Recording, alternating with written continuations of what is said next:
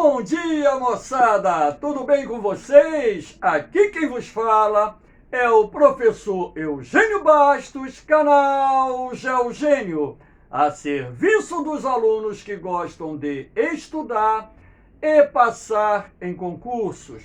Moçada, fortaleçam o canal, dê aquele like, se inscrevam no canal, compartilhem o vídeo e ajudem o professor Eugênio Bastos a democratizar o ensino da geografia. Moçada, no nosso encontro de hoje, nós iremos falar sobre um tema muito atual, que envolve os efeitos do desmatamento no clima. O Brasil, no atual momento, enfrenta uma ameaça de uma crise hídrica e uma crise energética.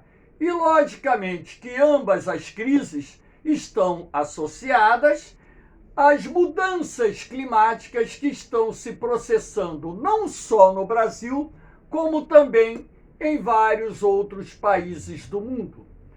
E nós vamos ver de que forma o desmatamento ele vai influir nas mudanças climáticas que estão em curso em nosso país e que, justamente em função disso, estão sendo responsáveis pelas crises hídrica e energética que se anunciam em 2021 no Brasil. Então, vamos ver aqui os efeitos do desmatamento no clima, inicialmente, logicamente, abordando, os fatores responsáveis pelo processo de desmatamento. Vamos lá. A primeira imagem que eu vou mostrar a vocês é uma imagem de satélite, cujo objetivo é mostrar o desmatamento na floresta amazônica.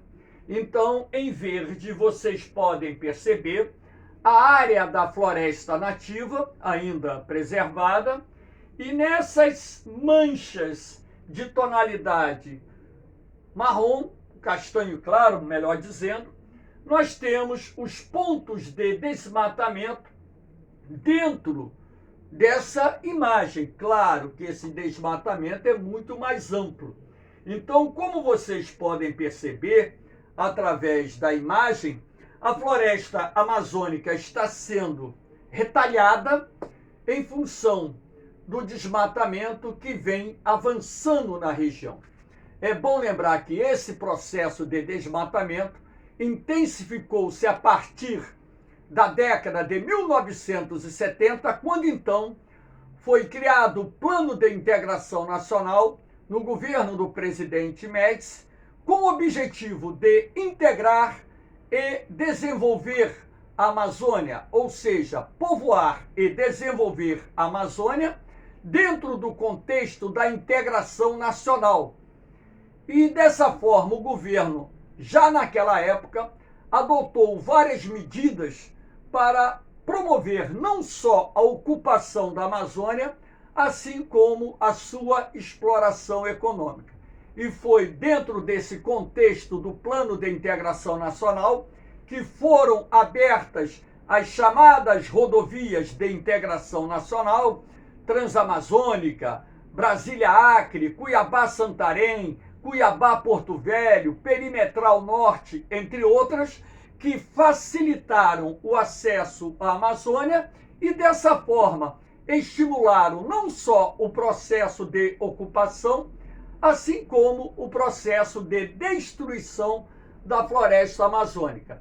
E hoje nós temos como o fator mais importante dentro desse processo de destruição da floresta amazônica a expansão das fronteiras agrícolas. Então, nada melhor do que essa imagem de satélite para mostrar a vocês esse processo de destruição da floresta amazônica, ora vinculado à expansão das fronteiras agrícolas, principalmente o binômio soja-gado, ora vinculado à exploração madeireira, sabendo que existem outros agentes responsáveis pela destruição da floresta amazônica.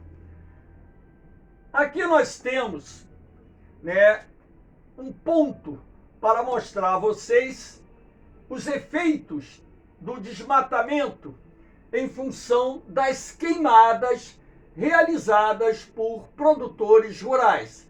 Lembrando que aqui, nas bordas sul e oriental da Amazônia, as queimadas se concentram no período de maio até mais ou menos setembro, época do ano em que a incidência de chuvas nas bordas sul e oriental da região diminui. Então, essa parte branca mais tênue é representada pela fumaça derivada das queimadas.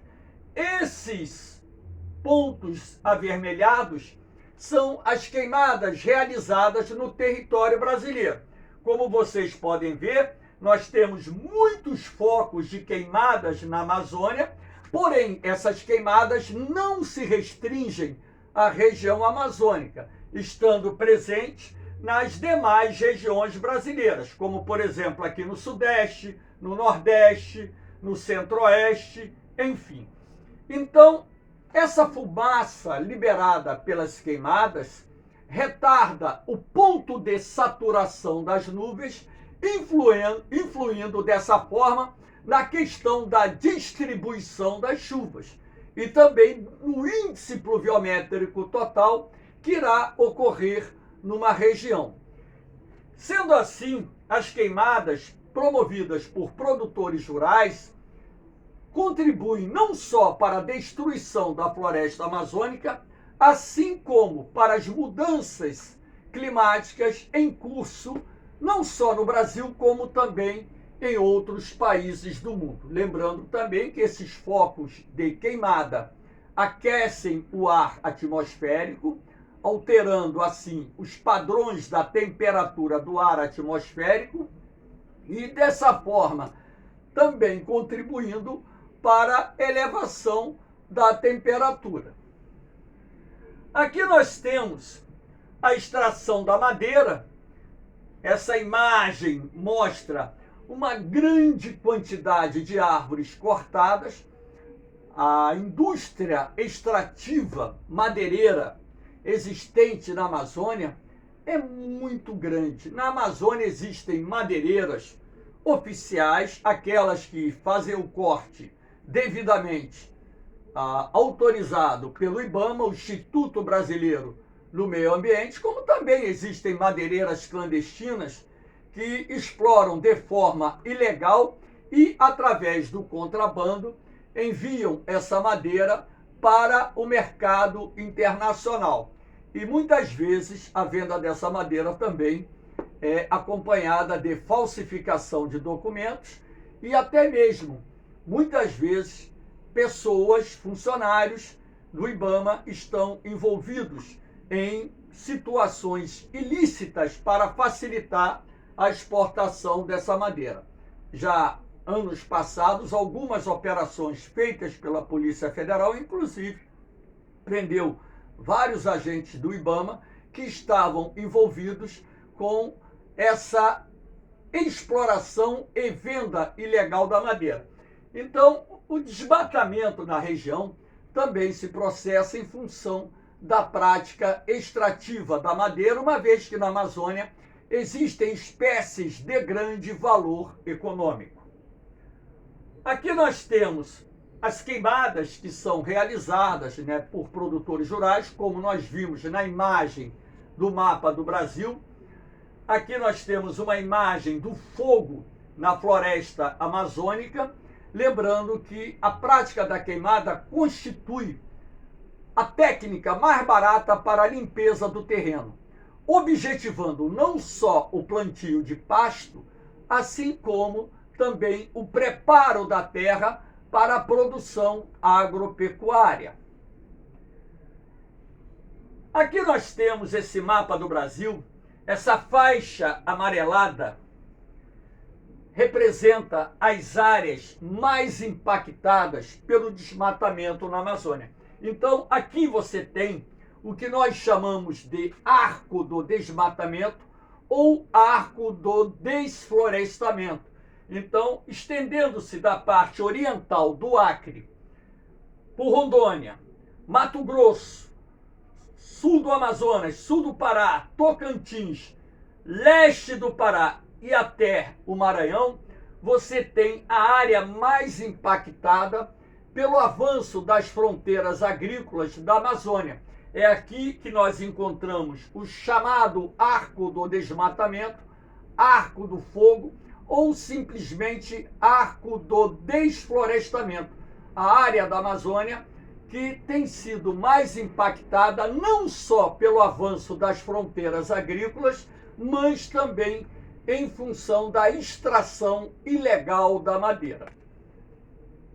Aqui podemos observar que, acompanhando a calha do rio Amazonas, o desmatamento já está avançando e até mesmo em áreas do estado de Roraima, nós já temos pontos de desmatamento avançando. Aqui nós temos uma imagem da NASA mostrando a vocês a influência do desmatamento na alteração dos padrões de temperatura da Amazônia. Essa área mais escura são pontos da Amazônia onde a temperatura subiu 7 graus. Então aqui nós temos uma escala que mostra a vocês as alterações de temperatura que vêm se processando no território brasileiro. E vocês vão observar o seguinte: o ponto de maior aquecimento do ar está sendo exatamente na Amazônia, fruto do desmatamento. Cientistas brasileiros, lá na década de 1990, já haviam alertado as nossas autoridades a respeito dos efeitos do desmatamento no clima.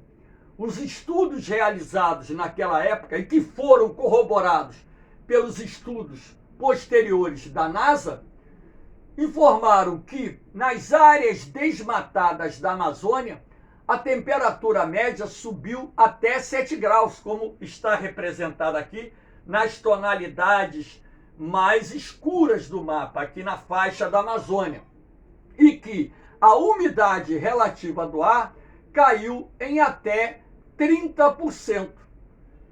Ora, se nós sabemos que boa parte das chuvas que caem no território brasileiro durante os meses de verão são procedentes da Amazônia, essa alteração nos padrões de temperatura e a redução da umidade do ar, logicamente que vai impactar não só na temperatura, como também no índice pluviométrico nas demais regiões brasileiras. Esse alerta foi dado lá na década de 1990. Passados praticamente 3 décadas, parece que nossas autoridades pouco se importaram com os relatórios oferecidos não só por cientistas brasileiros, assim como por renomados cientistas mundiais. Aqui nós temos uma imagem da América do Sul. Eu fiz essa montagem aqui para mostrar a vocês o bolsão de ar quente seco que está se tornando cada vez mais intenso e atingindo maiores proporções no centro-sul do Brasil. Ora, o desmatamento na Amazônia tem impactado não só a temperatura, como também o índice pluviométrico na região centro-sul do Brasil, sobretudo na região central. Ora, na medida em que o ar fica mais quente e mais seco, logicamente que você terá uma redução do índice pluviométrico. Em áreas da região centro-oeste do Brasil, por exemplo, o índice pluviométrico já caiu cerca de 30%. Ora, pare e pensa, se você tem uma redução das chuvas na região do Planalto Central, que é considerada a caixa d'água do Brasil, porque ali nascem rios que são afluentes da margem direita do rio Amazonas, rios que formam a bacia do Tocantins-Araguaia, rios que formam a bacia do Paraguai, rios pertencentes à bacia do São Francisco e rios pertencentes à bacia do Paraná. Ora, se o quantitativo de chuva diminui nas áreas onde se formam esses rios, você pode concluir que a vazão desses rios irá diminuir. A vazão dos rios diminuindo, você terá menor disponibilidade de água nos reservatórios, não só das usinas hidrelétricas, assim como naqueles reservatórios destinados ao abastecimento da população urbana. E também você terá menor disponibilidade de água para irrigação das lavouras. Basta lembrar que a região central do Brasil é hoje o principal polo de desenvolvimento do agronegócio brasileiro. A região central é o celeiro agrícola do país, onde se destacam ali os cultivos, por exemplo, da soja e do milho, os dois grãos mais produzidos no Brasil. Ora, se o quantitativo de chuvas diminui, isso vai afetar também os produtores rurais, como já está afetando. Agora, em 2021, por exemplo, tivemos em vários estados do Centro-Sul a quebra da safra agrícola. Tem áreas, fazendas que chegaram a perder cerca de 50% da safra. Um prejuízo gigantesco para os produtores rurais. De repente o aluno pode dizer assim, mas Eugênio, isso não poderia ser uma sazonalidade climática? Sim, nós sabemos que o clima, ele tem as mudanças cíclicas, só que essas mudanças cíclicas estão se tornando mais comuns em função das mudanças climáticas que estão em curso no mundo.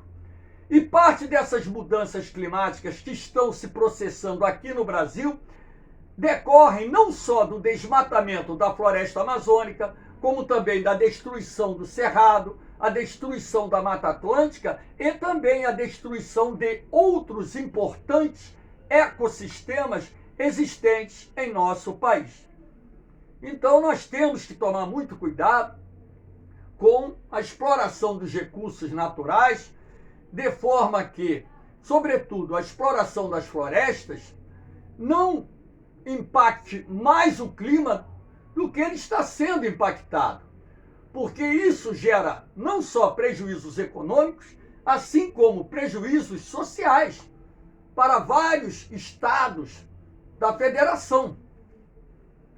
E além do mais, esse bolsão de ar quente e seco que se forma aqui no Brasil Central, ele acaba se transformando num bloqueio atmosférico que vai impedir a entrada de umidade procedente do Oceano Atlântico, que é deslocada pela massa tropical atlântica, vai desviar as frentes frias procedentes do sul do Brasil para o Oceano Atlântico e também vai impedir, de certa forma, que os corredores de umidade procedentes da Amazônia tragam, na primavera, verão e início do outono, nuvens carregadas para o centro-sul, reduzindo dessa forma o quantitativo de chuvas da região.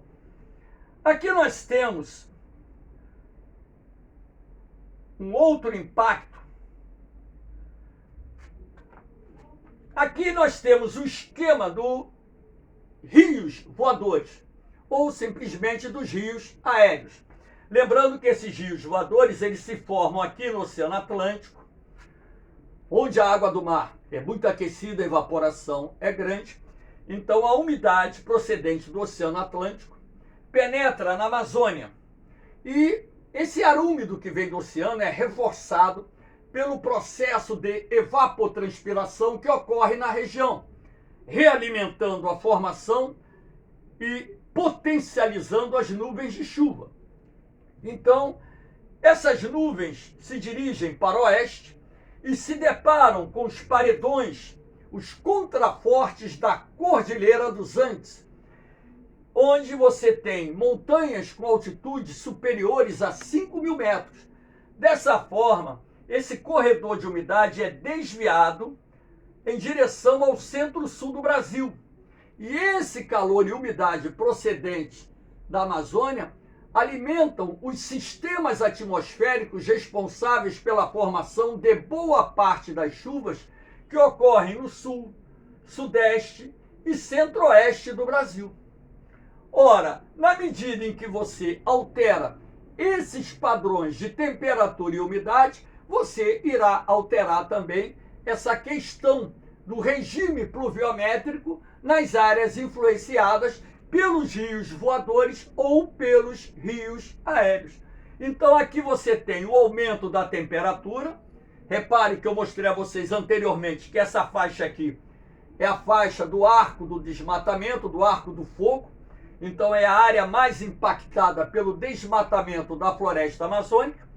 E aqui em amarelo eu estou representando desde o sertão até o Paraguai, norte da Argentina, passando por parte da região centro-sul do Brasil, aliás, boa parte da região centro-sul do Brasil, um indicativo de redução das chuvas, gerando impactos socioeconômicos em vários estados, em vários municípios, e gerando prejuízos de bilhões de reais à economia brasileira. Então fique esse alerta às autoridades para que sigam as orientações da ciência. O negacionismo cientista é burro. O negacionismo, científico é burro. Então, as autoridades, elas têm que seguir as orientações dos cientistas. Nem sempre os cientistas estão certos, mas na maioria dos casos estão corretos. Vez por outra, eles erram lá nos seus prognósticos, nos seus estudos. Mas isso é coisa não muito corriqueira. Então, temos que apoiar a ciência como um instrumento de governança, de apoio às políticas públicas de Estado, para que nós possamos explorar os recursos naturais de forma racional e econômica, não prejudicando assim o país e nem outros países do mundo. Aqui nós temos um dos impactos dessas mudanças climáticas, a redução das chuvas. Isso aqui é o nível de um reservatório agora, 2021, na região centro-sul do Brasil. Então você vai perceber, né, como isso aqui, perdão, isso aqui não é o nível de um reservatório, perdão, eu errei. Isso aqui é a região do Pantanal Mato-Grossense, que foi duramente afetada já em 2020 por uma seca que é considerada a pior da história, e o processo está se repetindo agora no ano de 2021. Então a redução dos níveis das águas dos rios que compõem a bacia do Rio Paraguai impactou drasticamente a região do Pantanal Mato-Grossense. Aqui nós temos um outro impacto. Aqui sim nós temos o nível de um reservatório de uma importante usina hidrelétrica, e você pode perceber aqui pelo paredão do reservatório que o nível da água está muito baixo. Nós estamos com reservatórios aqui da região centro-sul com um percentual muito baixo, abaixo de 20%, alguns abaixo de 15%, alguns abaixo de 10%, comprometendo assim a sua capacidade de geração de energia e colocando em risco, inclusive, o abastecimento de cidades naqueles reservatórios que são destinados para o abastecimento da população urbana. Então, é uma atenção que nós temos que também ter em razão dessas mudanças climáticas que estão em andamento aqui, não só no Brasil, como em outras partes do mundo. Aqui nós temos, por exemplo, o impacto na agricultura. Aqui é uma lavoura de milho lá do Rio Grande do Sul, agora, 2021. Tem fazendas lá do Rio Grande do Sul cuja quebra da safra atingiu 50%. A safrinha do milho na região centro-oeste do Brasil foi quebrada em vários municípios. Estima-se que a redução da colheita de milho prevista para o ano de 2021 ficará entre 12 a 15, 16 milhões de toneladas a menos em relação à safra de 2020, 2019 e 2020. Ora, isso se deve A seca prolongada, a redução das chuvas, o menor quantitativo de chuvas no período do verão, que afetou a produtividade não só da lavoura de milho, da lavoura de soja, causando prejuízos. E, logicamente, que na medida em que a produtividade diminui, os preços desses produtos aumentam, elevando os custos da ração animal, encarecendo o preço da carne, o preço do leite, encarecendo os preços dos alimentos básicos que nós consumimos no dia a dia em função das quebras das safras agrícolas. Então, moçada, o que eu quis mostrar para vocês nessa aula são os efeitos do desmatamento no clima, sobretudo aqui no território brasileiro, que foi o objeto dessa análise feita nesse nosso curto encontro. Espero que vocês tenham gostado. Dê aquela força, se inscrevam no canal, compartilhem o vídeo e ajudem o professor Eugênio Bastos a democratizar o ensino da geografia. Essa aula está mais direcionada para as turmas da Especex, vestibular e até mesmo do Colégio Naval. Moçada, espero que vocês tenham gostado da aula. Um forte abraço, um beijão no coração de vocês. Fiquem com Deus. Eu vou, mas eu volto, hein? Fui!